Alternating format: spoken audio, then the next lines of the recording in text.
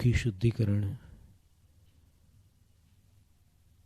मूलाधार, स्वादिष्ठान और इसके पश्चात मणिपुर। मणिपुर में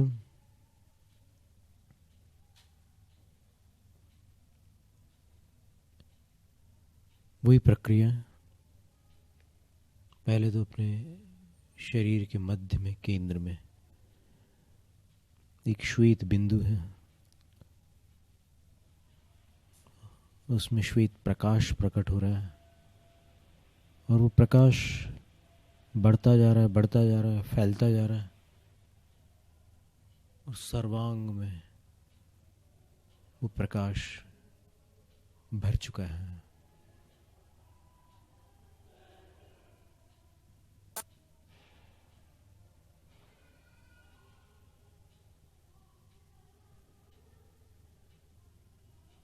विजुअलाइजेशन है, धारणा है, ध्यान नहीं है, धारणा है।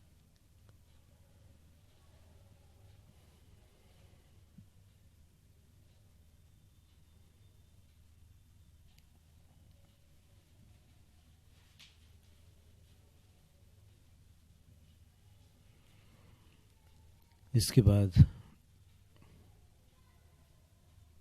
नाभि से भीतर की ओर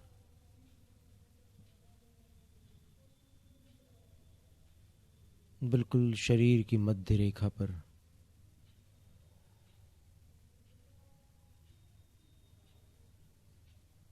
जो सिर के बीच वाला हिस्सा सहस्त्रार का, वहां से बिल्कुल नीचे की तरफ जाते हुए नाभि के अंदर की तरफ एक मुट्ठी के बराबर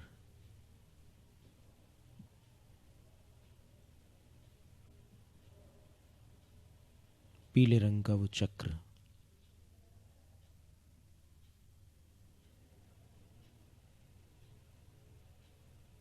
वॉर्टेक्स ऑफ एनर्जी, अंग्रेजी भाषा में इसको वॉर्टेक्स ऑफ एनर्जी बोलते हैं। वॉर्टेक्स का अर्थ होता है भंवर, गोल गोल भ्रमण करने वाली ऊर्जा।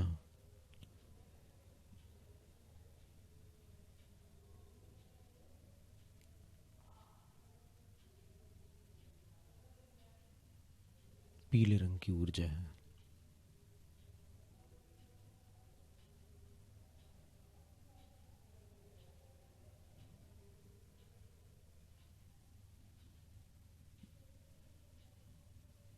इसका संबंध नियंत्रण से है, शक्ति से है,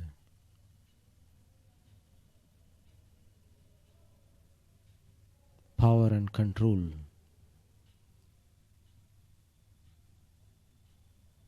लेकिन इसमें भी कुछ धब्बे दिखाई देंगे, आ गए हैं कहीं से।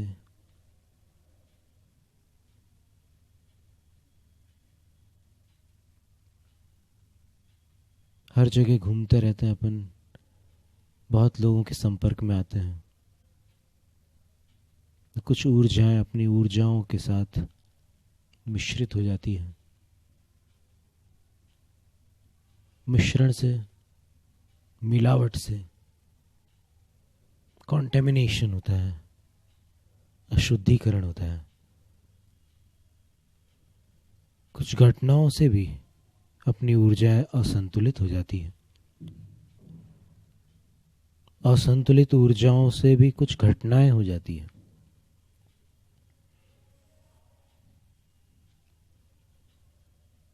तो उस मणिपुर चक्र में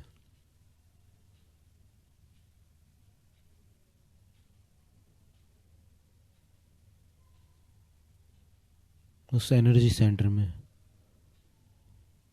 कुछ ऐसी धब्बे, कुछ ऐसा मटमैलापन, कुछ दाग जैसे दिख रहे होंगे।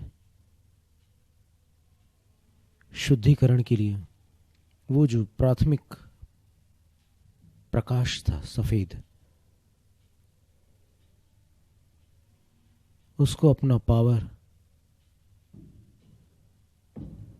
उसको अपना कंट्रोल, अपनी शक्ति और अपना नियंत्रण शुद्धिकरण के लिए सौंप दिया जाए।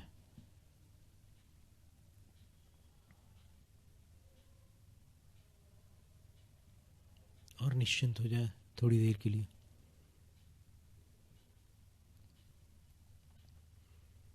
इस केंद्र के लिए राग भीम पलास, भीम पलासी भी कहते हैं जिसको, जिसका समय अभी चल ही रहा है, दोपहर का समय होता है। और भीम पलास राग की एक खूबी है, यदि कोई मनुष्य इस अवधि में, इस समय पर एक आसन विशेष में बैठकर, जिसको कि योग दर्शन में योगी जन आज वर्तमान में जो वज्रासन के नाम से प्रसिद्ध है, वही कहते हैं, वज्रासन कहते हैं। तो वज्रासन में बैठने का तरीका क्या है? जैसे अभी पालथी लगाकर हम बैठे हुए हैं, अब इसी में यदि हम घुटनों के बल बैठ जाएं और पीछे से अपने पैरों को, पंजों को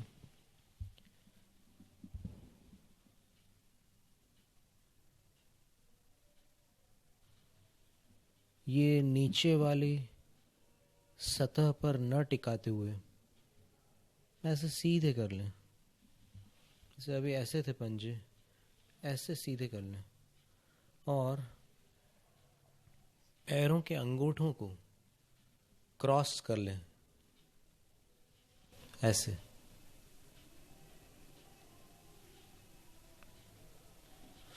जो दाहिने हाथ से लिखने वाले हैं वो दाहिने अंगूठों को ऊपर कर लें, बाएं अंगूठे के, और बाएं हाथ से लिखने वाले बाएं पैर के अंगूठे को दाहिने पैर के अंगूठे के ऊपर कर लें।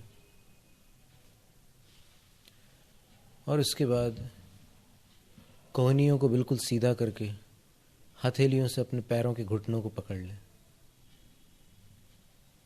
कंधों को भी ढीला छोड़ दें,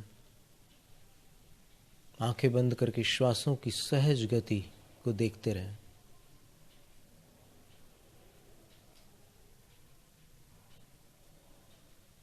अपनी दोनों एड़ियों के बीच आपको बैठना है।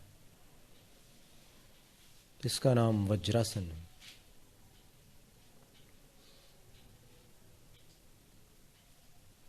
इस वज्रासन में बैठकर अगर कोई इस वक्त राग भीम पलास सुन ले, या उस पर आधारित कोई गीत सुन ले, या कोई भजन सुन ले, नमोकार सुन ले, और सुनते चले जाए जब तक वो वैसे बैठ सकता है सहूलियत के साथ, सुनते रहे। तो प्रयोगों से ये बात सामने आई है कि कुछ लोगों को लगभग 1 महीने तक मात्र एक बार इस प्रक्रिया को करने के बाद कब्ज से आराम मिल जाता है। 1 महीने तक उसको कॉन्स्टिपेशन नहीं होगा, बिल्कुल फ्री।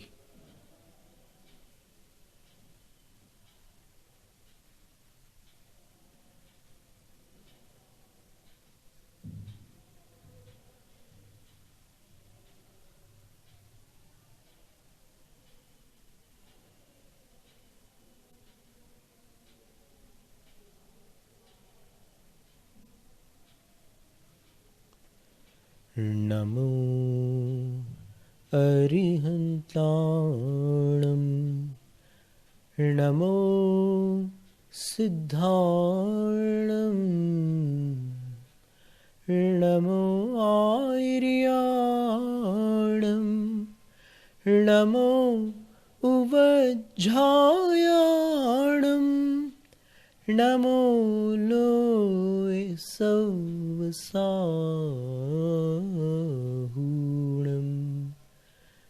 नमो अरिहन्ताणं, नमो सिद्धार्णं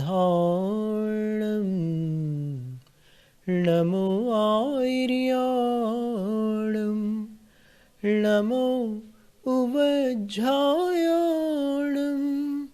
नमो लोय सौसाहूणं नमो अरिहन्ताणं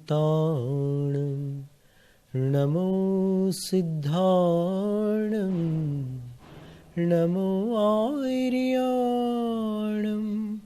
नमो उवज्झायाणं नमो लोय सौसाहूणं।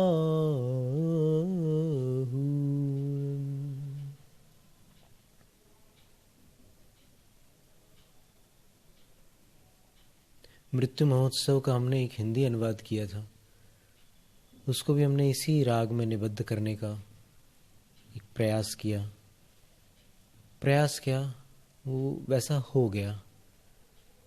जीर्ण हुई मम जीवन रेखा, आज अतः मेरे स्वामी, हुआ मृत्यु की ओर अग्रसर, बन कर के शिव पथगामी। जब तक मोक्ष नगर नाए, मुझे मार्ग का व्यय देना, देना बोधि समाधि साधना, काया में कितना रहना।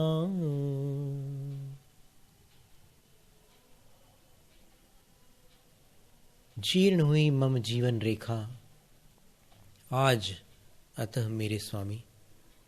हे भगवान, हे प्रभु, हे स्वामिन, आज मेरी जीवन रेखा जीर्ण हो गई, पुरानी हो गई, मेरा समय निकट आ गया। ये अंत की प्रक्रिया है, इसलिए मैं एक प्रार्थना कर रहा हूं।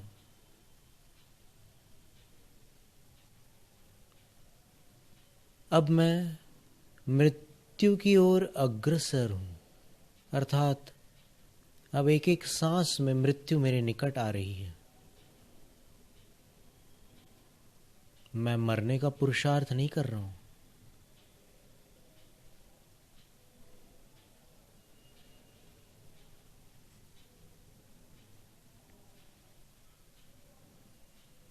मैं मात्र मरण का सामना कर रहा हूं।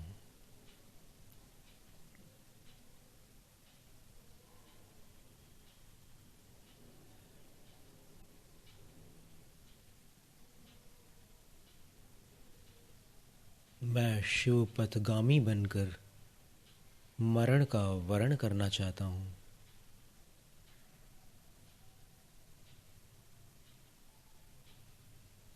शिवपथ, शिवः परम कल्याणम। प्राचीन ऋषियों ने शिव शब्द का अर्थ परम कल्याण बताया है। परम कल्याण का मार्ग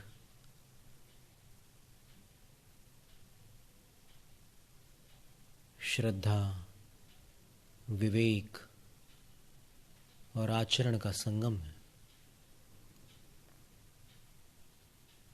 शास्त्रीय भाषा में सम्यक दर्शन, सम्यक ज्ञान और सम्यक चारित्र है।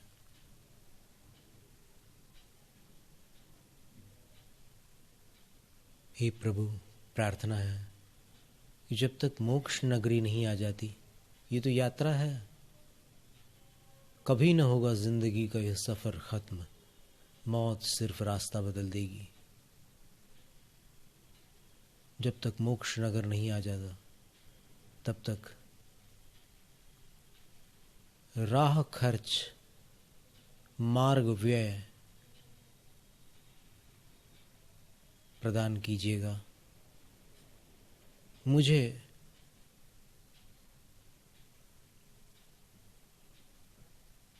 अपने अंतिम पड़ाव तक पहुंचने के लिए बीच में कलेवा की जरूरत पड़ेगी।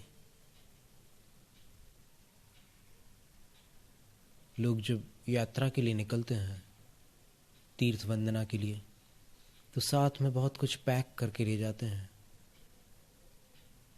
वैसे ही मेरे लिए कुछ व्यवस्था की आवश्यकता पड़ेगी। मैं किससे मांगूंगा? मैं आपसे मांगता हूं, मुझे बोधि और समाधि प्रदान करना। काया में कितना रहना है? ये शरीर तो भाड़े का घर है। जब तक आयु का किराया जीव चुकाता है, तब तक इसमें निवास करता है, और उसके बाद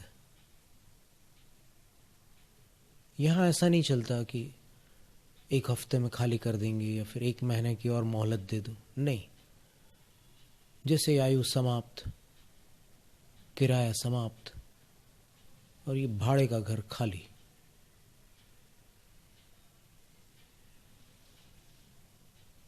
तो ऐसे अर्थों वाली ये पंक्ति राग भीम पलास में इस मुद्रा में बैठकर अगर पढ़ते हैं और साथ में वो शुद्धिकरण भी करते हैं, तो अब जिस सफेद प्रकाश को आपने अपनी शक्ति और अपने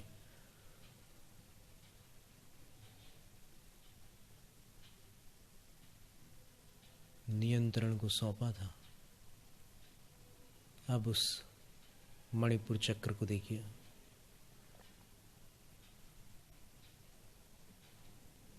कोई धब्बा नहीं है, कोई दाग नहीं है, कोई मटमैलापन नहीं है, शुद्ध पीला रंग है।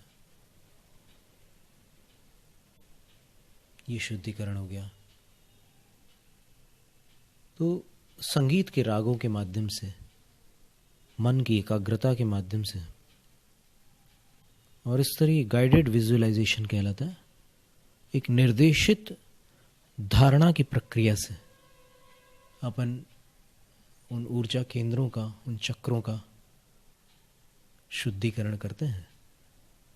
और इस शुद्धिकरण के साथ अगर ये संगीत चलता रहता है धीमा धीमा, या फिर नमोकार मंत्र आप पढ़ते रहते हैं, या फिर और कुछ करते हैं, कोई पाठ करते हैं इस राग में, या फिर किसी का किया हुआ सुनते भी हैं, तो भी उसका असर अवश्य होता है, और रोग मुक्ति भी होती है साथ साथ में। मन की स्थिरता भी बढ़ती है।